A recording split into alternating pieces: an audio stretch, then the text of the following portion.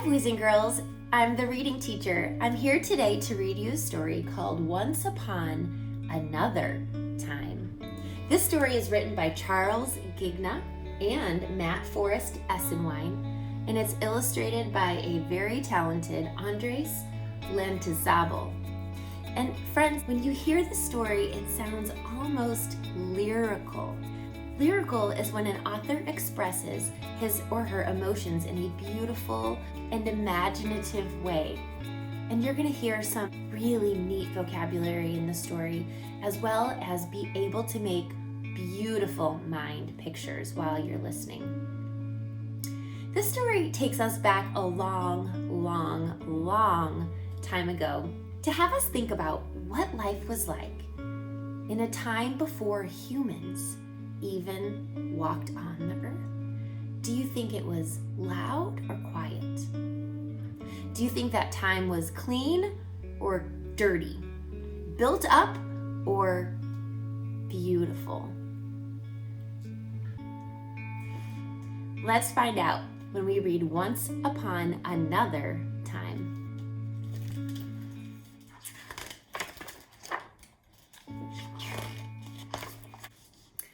Once upon another time, in a land of long ago, mountains peeked up through the clouds, bright with fallen snow.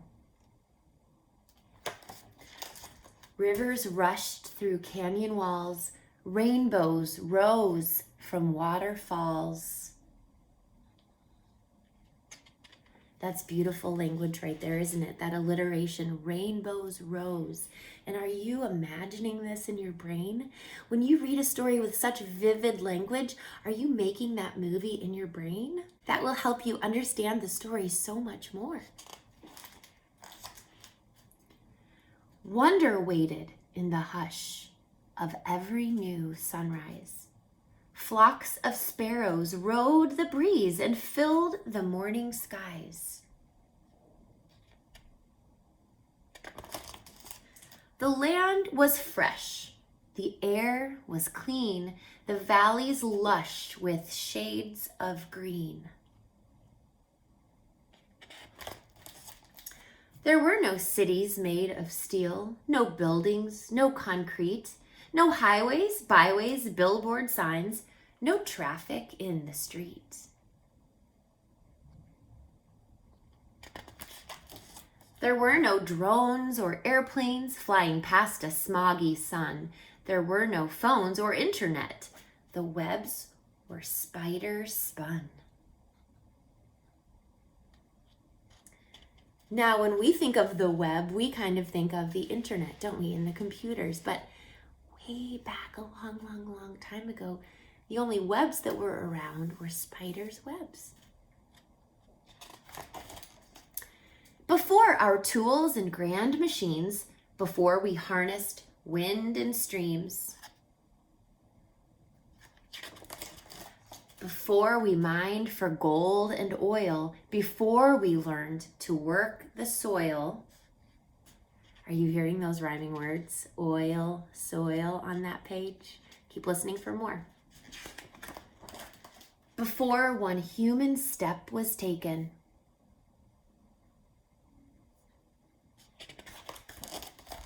earth and moon and stars awakened.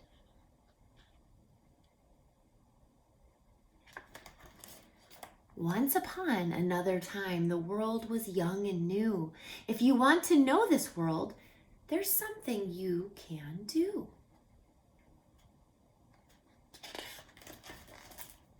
Leave behind the phones and screens and take a step outdoors. Breathe in air that once was shared by monstrous dinosaurs.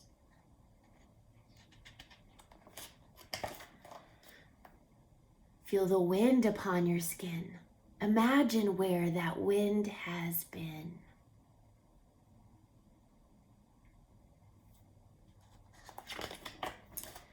Hold an oak leaf. Trace its veins. Chase a rainbow. Taste the rain.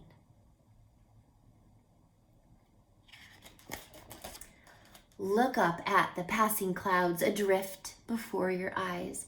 Behold, their wondrous dance unfolds, a ballet in the skies. Isn't that a beautiful way? I mean, the author could have just said, just watch those clouds as they float past. But he decided to say, behold, their wondrous dance unfolds, a ballet in the skies. Are you making such a beautiful mind picture when you hear that? Walk through sunny fields of grass, climb a maple tree, smell the clover wild and sweet, listen to the bees. Think about how quiet you would have to be to hear those bees. And if you're that quiet, as quiet as it needs to get to hear bees, what else might you hear? Pitch a tent, watch the moon, listen to the crickets tune.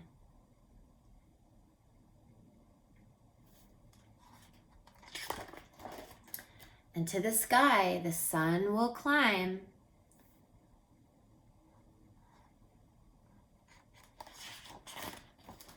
Just as it did another time. And that is so neat to think about, isn't it? That these things have been happening over and over and over. And it's kind of fun to think about. The sunset that you're watching or the stars that you're looking at, they were there so long ago. Your grandmother and grandfather saw those stars. Your great-great-grandmother and grandfather saw those stars. And I think there's a lot we could take away from this story, isn't there? We could think about how we treat our earth and how we could be more careful with some of the things we do. But what I take away from this story is to be thankful for all these things that have been there that we might just take for granted every day. Just thinking about those bees and the crickets sounds that happen every day and we don't pay attention.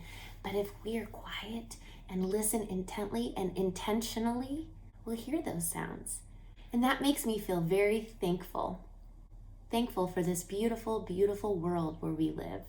I hope you enjoyed it, and I hope this story inspires you to go outside, listen, pitch a tent, look up at the stars. So have fun and be careful, and I'll see you soon.